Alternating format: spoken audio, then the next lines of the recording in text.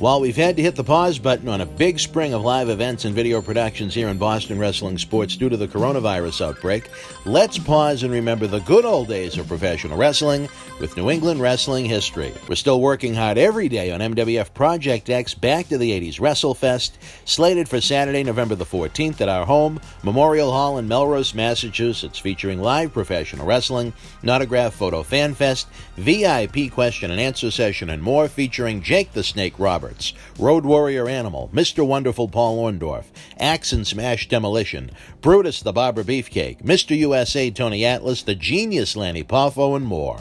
Visit BostonWrestling.com for complete information on an event that will hopefully be part of life coming back to normal a little over 6 months from now.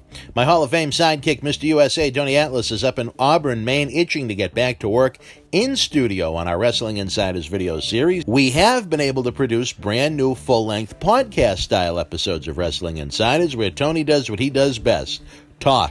Our schedule has been a little unpredictable with everything going on in the world. You can check them out on our Facebook and YouTube channels now. Sit back, forget about life's worries, and have a few laughs. We're also producing weekly Flashback Friday videos where we go into the Boston Wrestling Sports Studio shoot interview archives and hear stories from wrestling's greatest legends. Wrestling fans, where were you 40 years ago tonight? The World Wrestling Federation was live at the Boston Garden in Boston, Massachusetts, Saturday, May the 10th, 1980, in front of 15,200 fans. The opening contest, Duke of Dorchester Pete Doherty defeated Fred Marzino. Jim Duggan with the win over Steve King. Johnny Rodz beat Angelo Gomez.